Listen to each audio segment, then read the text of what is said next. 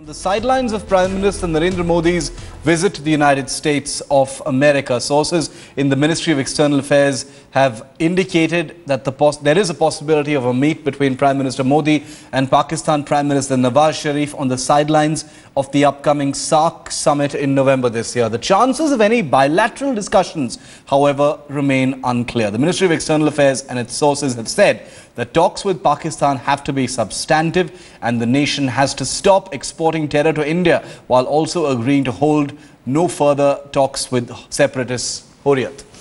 There also is a need for a bilateral meeting to be held between the foreign secretaries and foreign ministers of the two nations to prepare an agenda for the talks between the two countries. That's what the Foreign Office has said. India wants peace with Pakistan, but Pakistan has to create the environment first. The Prime Minister is always open to talks with Pakistan in a terror-free environment is the signal that Narendra Modi himself has sent out, and that is precisely what the official position remains. And remember, we're just a short time away from the bilateral discussions to begin at the summit level between Prime Minister Modi and President Barack Obama in Washington, D.C. I want to hand it over now to consulting editor Rajdeep Sardesai, who has Alyssa Ayres of the Council on Foreign Relations with him on the substantive expectations from the discussions going forward at the White House. Over to you, Rajdeep. Thanks very much there, Shiv. Yes, the mood clearly has been set by what is possibly an unprecedented joint editorial written by the Indian and American leadership in the Washington Post this morning, and it sets the stage for the summit meeting. With me, Alyssa Ayres of the Council on Foreign Relations. Alyssa, you're trying to scratch your head to think when was the last time two leaders actually came out with a joint editorial, and you think this could well be unprecedented. It could be the first. I certainly am not aware of a joint op-ed that's been authored by our president and another leader of another government. We leave it to the world to figure out if this is the first time, but I think it is quite unique. What does that show, if it is unique? And, you know, the fact that two leaders have actually put their thoughts down on paper and put it on the Washington Post, so it's something that will sort of constantly be reminded to the two leaders in terms of the partnership. What does that suggest? That India and the United States, their leaderships are able to put together a joint editorial? Well, it suggests, first of all, that they're able to put together a joint agenda of where the cooperation between the two countries should go. I think it's interesting that the placement of the op-ed is in the Washington Post, which has a very broad readership in the United States. It also has a global readership, but it's an American paper.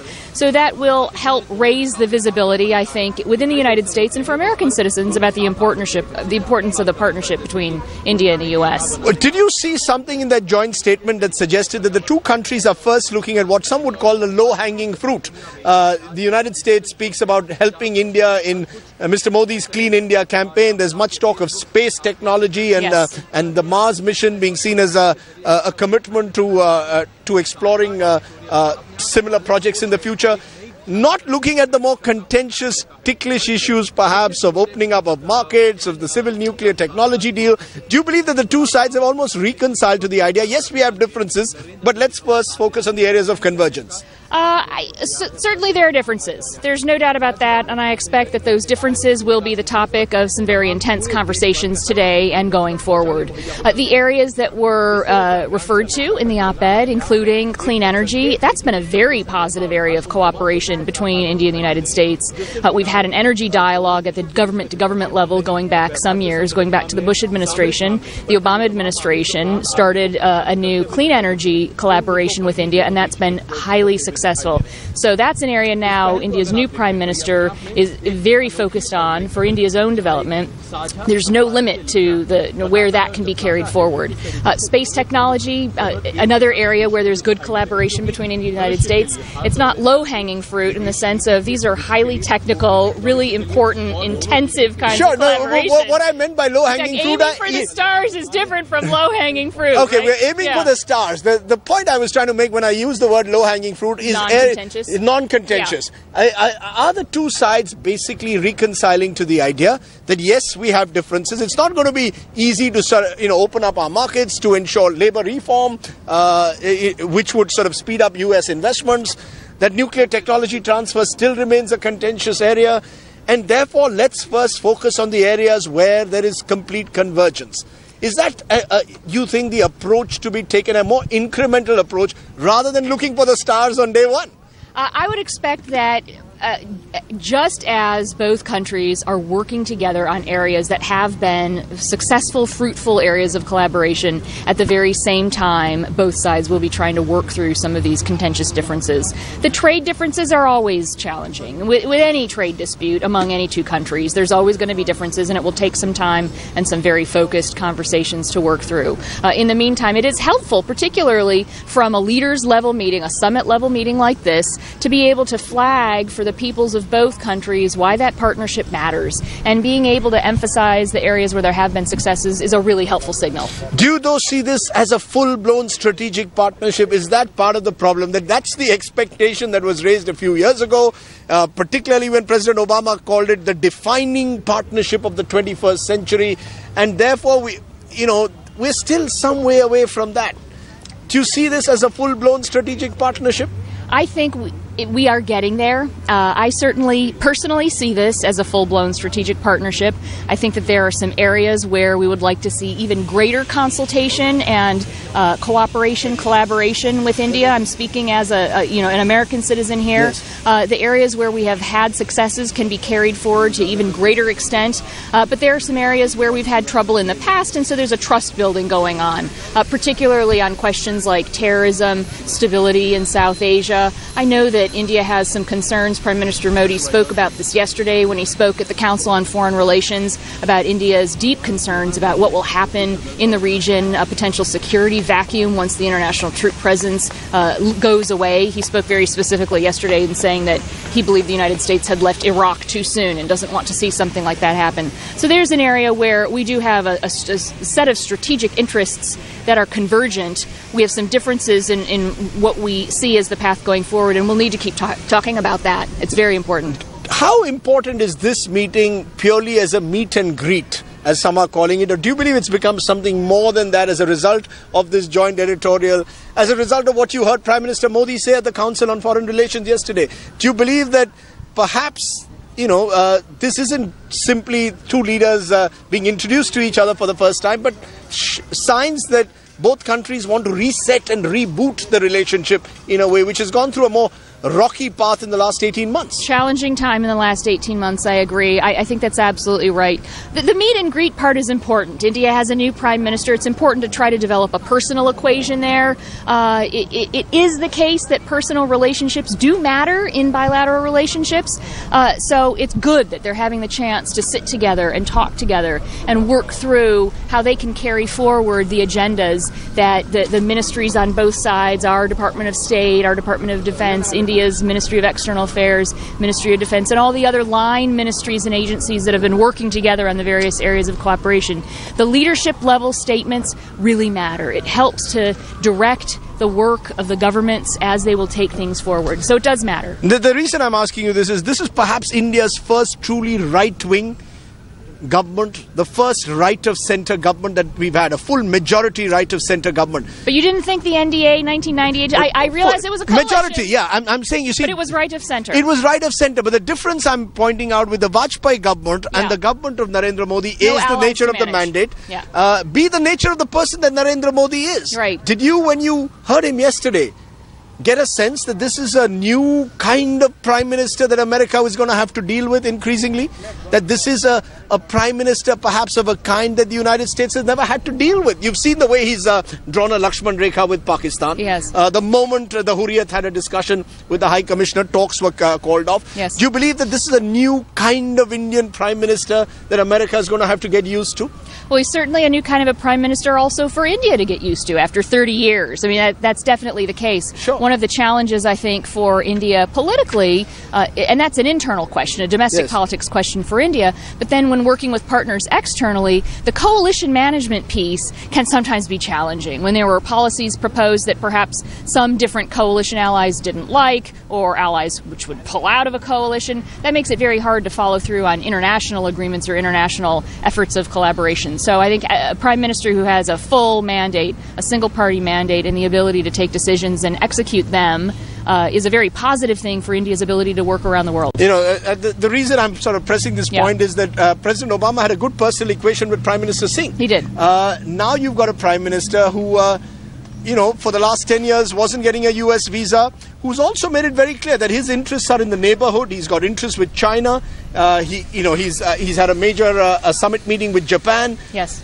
So this seems to be a Prime Minister who looks at the idea of a multipolar world, not just a world where he has to engage necessarily with the United States. Do you get a sense that America will be comfortable with is completely comfortable now with the idea of the kind of foreign policy equation that Narendra Modi might well represent? We have to see how the Modi foreign policy fully emerges. I know the United States is certainly comfortable with everything that he has done so far. The engagement with the South Asian region, that in fact represents continuity with past Indian governments, which have worked very hard to try to double down on the relationships in the near neighborhood, make that a secure, broadened economic space for a variety of different reasons. Some of those policy efforts weren't as successful under the previous UPA government as they could have been. Some challenges with Bangladesh, as you saw, even though the UPA government did extensive outreach, it tried to work on that relationship. So I think with the Modi efforts in the region, really putting even more emphasis on making that a secure, stable, regional economic area, that's something that I think is continuity. With the broader question you asked about India's relations with other countries around the world, I must say, for India as a founder of the non-aligned movement and a country that has emphasized having non-exclusive partnerships with countries around the world, this also represents, I think, continuity. Do you believe that the two leaders will raise issues of Pakistan, China, Chinese expansionism, which a section of the Indian foreign policy establishment believes is a concern, Pakistan being Pakistani soil being used by terror groups, the disengagement from Afghanistan that you spoke of? Do you believe all this will feature in the talks today, or do you believe that the talks will be much more focused on just one or two issues where, as I said, there are areas of convergence? Do you believe that differences will be raised today? Do you believe that the contentious issues of what do you do with Pakistan, how do you resolve the issues of Afghanistan, what do you do with Chinese expansionism, will this all feature in a summit level meeting of the kind that we are seeing today? I would certainly hope so. I mean, it's an opportunity to talk about the most crucial security challenges that both countries are facing. I think the fact that the White House released a statement about a week ago outlining some of the areas that would be on the agenda, naming specifically Afghanistan, Syria, and Iraq, gives us an indication of where that security conversation is going to go. It's impossible to talk about regional stability in South Asia and developments in Afghanistan going forward without talking about the very vexing challenges in Pakistan.